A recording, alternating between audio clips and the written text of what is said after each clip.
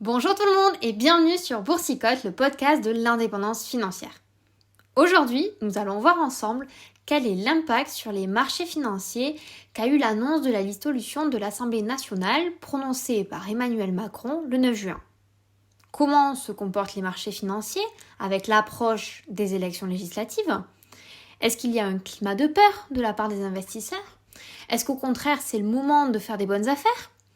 J'ai trié pour toi toute la presse pour t'en sortir un résumé, ce qui va t'éviter de longues heures de recherche sur le web. Tu le sais maintenant, mais je le répète pour les nouveaux, tout ce que je te dis n'est pas un conseil d'investissement. J'ai seulement pour but de mettre l'éducation financière à la portée de tous et surtout gratuitement, en vulgarisant un maximum. Tu prends l'information, tu la traites comme tu le souhaites, en gardant à l'esprit que les performances passées ne présagent pas des performances futures. Commençons par le CAC 40, c'est-à-dire le regroupement des 40 plus importantes capitalisations françaises. En 10 jours, il avait perdu près de 6%. Clairement, depuis l'invasion russe en Ukraine, la bourse parisienne n'avait jamais vu ça. Selon le Goldman Sachs, qui est une banque d'investissement qui propose des activités de conseil en investissement notamment, la montée potentielle des extrêmes fait peur aux investisseurs. Du côté de la gauche, on promet de taxer les riches et les super profits, d'annuler la dette, d'augmenter le SMIC, ou bien encore de taxer les transactions financières. Du côté de la droite, une baisse de la TVA de 20% à 5,5%, une taxation de la spéculation, ou encore une création d'un fonds souverain pour augmenter la rémunération de l'épargne des Français. Tant d'incertitudes sur l'avenir du pays fait froid dans le dos aux investisseurs, qui préfèrent se retirer des marchés pour la plupart et laisser venir le changement quel qu'il soit. Plusieurs scénarios sont possibles pour ces élections, mais le plus probable reste d'avoir une Assemblée nationale sans majorité.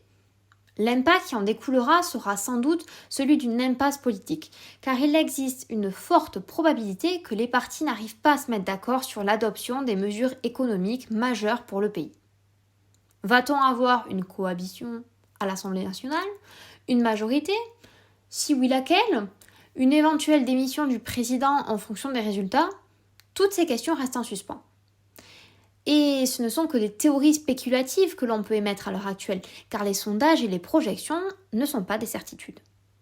Une chose est sûre cependant, c'est que le spread, qui est, pour te la faire très simple, un indicateur de confiance des investisseurs, indique que beaucoup tournent le dos à la France pour le moment. Ce qui ne rassure pas non plus, c'est que dans le camp présidentiel, les représentants n'ont pas tous l'air d'être ensemble. D'un côté plus global maintenant, la Bank of America Securities, qui est quand même la deuxième plus grande banque américaine, a publié son rapport mensuel où elle interroge des grands membres de la communauté financière sur leur confiance dans une croissance européenne. Alors qu'ils étaient favorables à 61% en mai, ils ne sont maintenant que 41% en juin. Une perte de 20% en un mois, tu en conviendras que cela est assez représentatif de ce que pense le monde de l'actuelle situation de la France.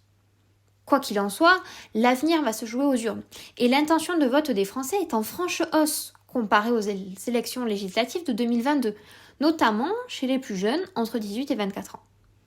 Il ne te reste donc plus qu'à aller voter, toi aussi, le 30 juin ainsi que le 7 juillet, avec maintenant un œil très certainement plus aguerri sur les enjeux financiers et leurs répercussions. Toi et moi, on se retrouve bien avant le 30 juin, c'est-à-dire dès maintenant sur une autre piste, ou alors dès lundi prochain pour un nouvel épisode sur Boursicotte. Si tu peux liker ou mettre en commentaire avec 5 étoiles, je t'en remercie, car cela aide le podcast à être mieux référencé.